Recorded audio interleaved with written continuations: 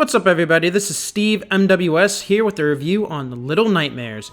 I played Little Nightmares not too long ago on my Twitch channel, twitch.tv/SteveMWS. Why don't you stop by, grab a snack, kick your feet up, and relax. Just a heads up, there are going to be spoilers in this video. The game did come out in 2017, but I just want to give you guys a fair warning.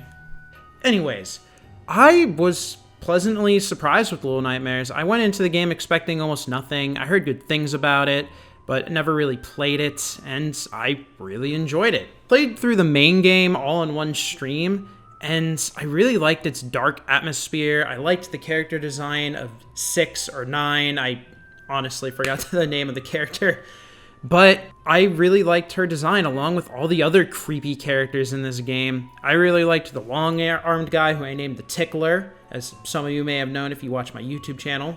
Pacing of the game, the puzzles, it was a lot of fun to just explore the world, see what happens next. My chat was really liking it too. They enjoyed watching me play this game for the first time, and I can see why. Also, I just want to make a quick note. I played this game on mouse and keyboard. I tried to get my controller to work, but I couldn't get it to work for whatever reason. Moving on, I still really liked the level design in this game. It was so fun to just explore, see all the characters. I liked how small 9 was when juxtaposed to the rest of the world, seeing the characters move around in it, seeing the transition between level to level. It was a lot of fun. Another thing I want to mention about the level design is that I typically don't like dark levels, like pitch black levels, like the one level from Dark Souls, the Giant's Chasm. I just hate because you can't see where you're going. But in this game, it didn't really bug me. I really liked the dark atmosphere for the most part, seeing where all the puzzles were, most of the hidden objects, the little lighter you get, which is fun to like light up and see what's hiding in the darkness. I also enjoyed the way the levels progressed and how they told the story visually. It was fun traveling from like the sewer and seeing like these small nuanced areas that didn't really service the gameplay. Like, there's this part where you literally have to sprint through a playground, a giant playground. It doesn't do anything for the gameplay, but it does give you an idea of what they do in this submarine level. And then seeing the monsters literally slowly react to their day-to-day routine, just relaxing and then just doing their job. Like the Tickler would literally kidnap kids, as screwed up as that sounds, and wrap them up for the chef so that way they can cook them and feed them to the fat people you'll see at the very end of the game. I know there's like a lot of lore to this game that you kind of have to like do your research in, but even without knowing like almost any of that, I still got an idea of what the story was, and I really enjoyed it. Another fun little story plot was seeing the character 9 or 6 just go hungry during the entire game. I wondered like what she was doing and how that would progress. I made a few nuanced predictions about what would happen, but I enjoyed it anyways, even though I predicted it. But yeah, one thing I think the game was missing though were like a lot of boss fights. There really weren't any bosses in this game. Not a lot of action except for like some of the chase scenes, or not the chase scenes, the scenes where you run away. Those were fun. There was a really good one near the end of the game where you're running away from a bunch of fat people. That's very reminiscent of Spirited Away, which I think is where the inspiration for that scene came from. But yeah, just so many cool ideas in this game. I really did like Little Nightmares. It was a lot of fun. Also, the music in this game was so nice and atmospheric. I really enjoyed it.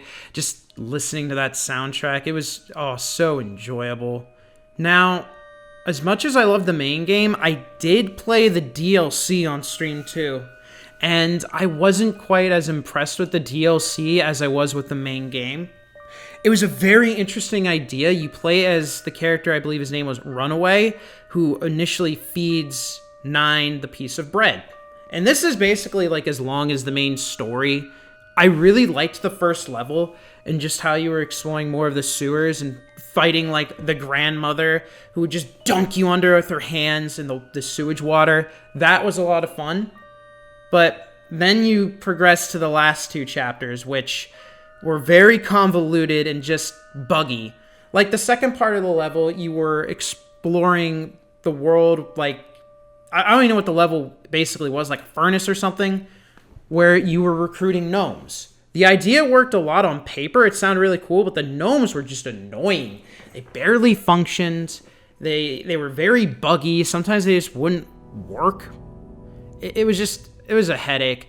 Also, earlier I mentioned how I praised the design for the darkness in this game, like how it didn't bug me. But for some reason, the DLC bugged me a lot.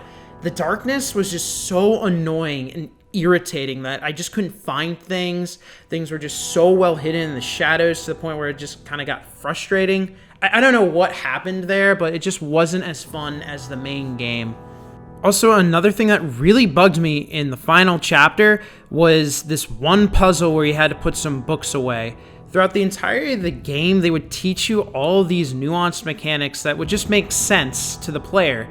But as arbitrary as it sounds to put books away, this mechanic was never taught to you any time during the game. They just expected you to know it at the very end of the game.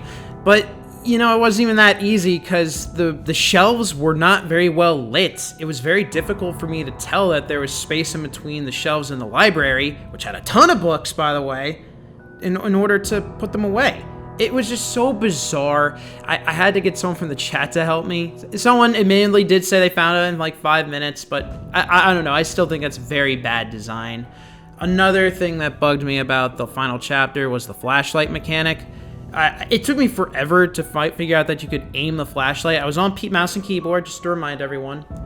But yeah, it was just so annoying and not... But yeah, overall, I would say the DLC was all right. It wasn't terrible, but it's not something I think I would recommend to people.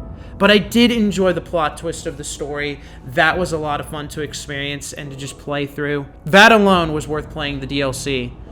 Anyways, giving this game a final score, I think I'm going to give this game an 8.5 as a whole. Great game, really liked the platforming, I loved the storytelling, the visuals, everything about it. I can see why people really like this game, but the DLC really bogs it down a bit. I know it's optional, but I think the DLC offers a full experience and adds a lot more depth to the story. And yeah, that's pretty much it.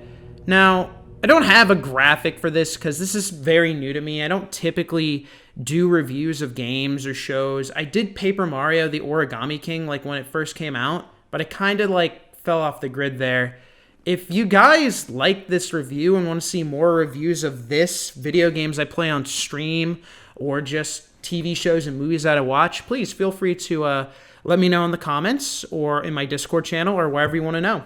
All of my socials will be linked in the video down below. And if you guys want to continue seeing these reviews, I'll make a graphic and make these a lot prettier to look at. Anyways, thanks again for watching. I hope you guys enjoyed the content, and I'll catch you on stream. Peace.